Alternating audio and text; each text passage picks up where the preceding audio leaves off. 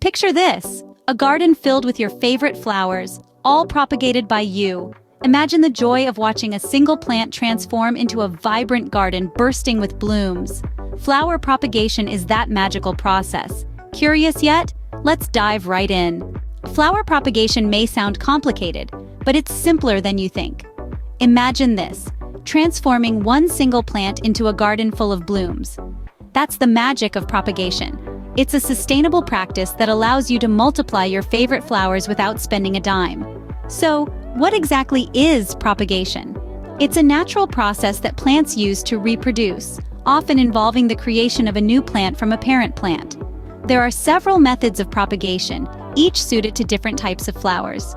Seed starting is the most common, where the plant grows from a seed. Cuttings involve taking a section of a parent plant and encouraging it to grow roots.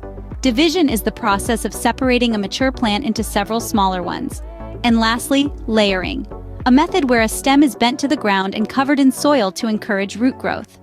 Now that we know what propagation is, it's time to get our hands dirty. Choosing the right cuttings is the first step towards successful propagation. Now you might be wondering, what makes a cutting right?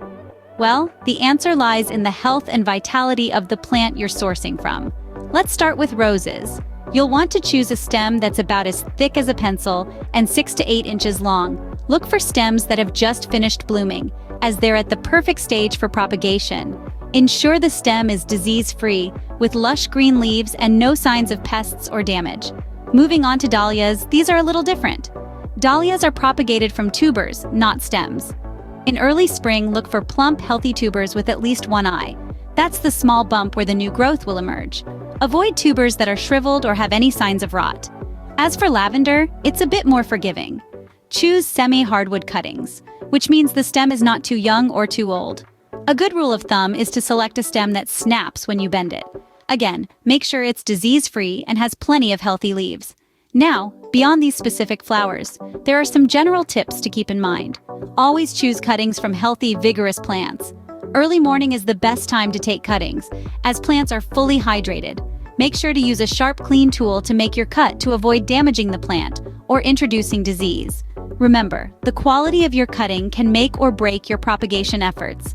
It's the foundation of the new plant's life, so it's worth taking the time to choose wisely. In terms of quantity, it's always a good idea to take more cuttings than you think you'll need.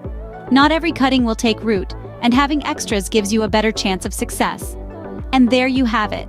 You're now equipped with the know-how to select the best cuttings for propagation. With the right cuttings in hand, we're ready for the next step. Just like us, plants need a comfortable home. That's where the perfect soil mix comes in. When it comes to preparing soil for planting, it's not a one-size-fits-all scenario. Different flower species have different preferences, but there are some general rules that apply to most.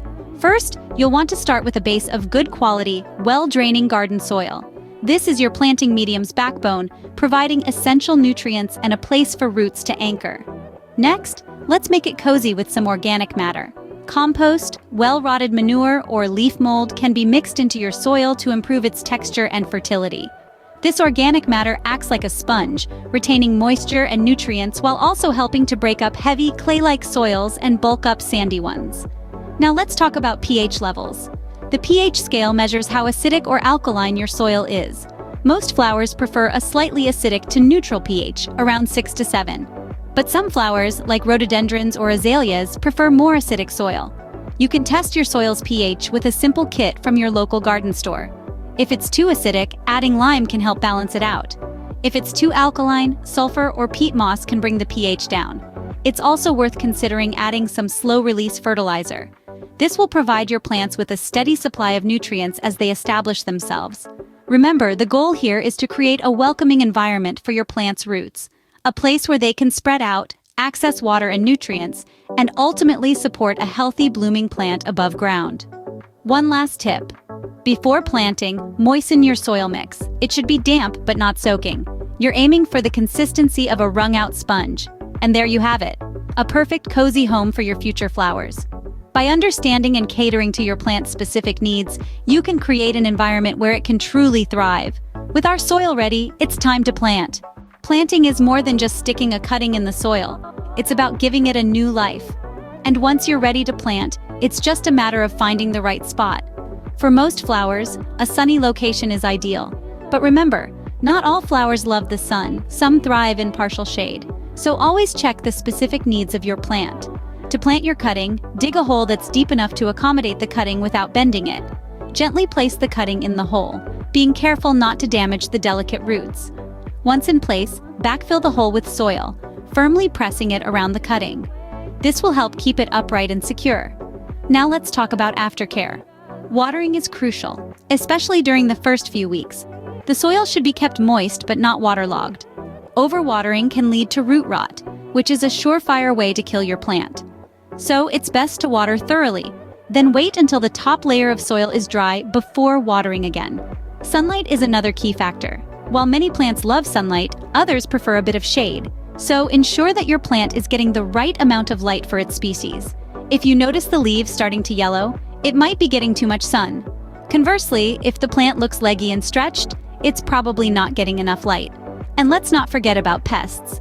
Unfortunately, they're a part of the gardening world. But don't worry, there are plenty of natural ways to keep them at bay. Introducing beneficial insects like ladybugs or using organic pesticides can help protect your plants. In the end, the most important ingredient is love.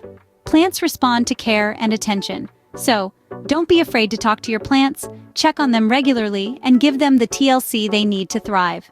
Remember, gardening is not a race, but a journey. It's about nurturing life, one plant at a time. Now all we need is a little patience and a lot of love. Propagation is a learning process, and we're here to help you avoid common pitfalls. The first common mistake is overwatering. It's easy to assume that more water equals more growth, but in reality, it can lead to root rot. The golden rule is to keep the soil consistently moist, but never waterlogged. A good way to measure this is by sticking your finger an inch into the soil. If it's dry, it's time to water. If it's wet, hold off a little longer. Next, let's talk about sunlight. While it's true that plants need light to photosynthesize, too much direct sunlight can scorch young cuttings.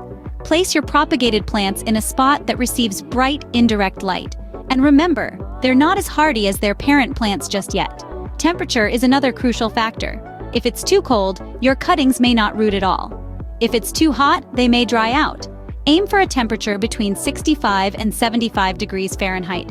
If you're having trouble maintaining this, consider investing in a heat mat. Now, on to expert advice. One tip that seasoned gardeners swear by is the use of a rooting hormone. This product encourages root growth and can significantly increase your chances of propagation success. Apply a small amount to the end of your cutting before planting. Another piece of advice is to always clean your tools. Dirty tools can introduce bacteria or fungus to your cuttings, which can prevent them from rooting. Simply washing your tools with warm, soapy water can make a world of difference. Lastly, patience is key. Propagation isn't a quick process. It can take weeks, even months, for cuttings to root and grow. But remember, the joy of propagation isn't just in the end result. It's in the journey, the learning, and the satisfaction of nurturing life from a single cutting. Armed with these tips, you're well on your way to becoming a propagation pro. Propagation isn't just about multiplying your plants. It's about the joy of nurturing life. It's an art form that opens up a world of possibilities, allowing you to create your very own floral paradise from just a few cuttings. There's something incredibly satisfying about watching a small cutting bloom into a stunning flower. It's like seeing a piece of art come to life right before your eyes. And let's not forget the sense of accomplishment that comes with it.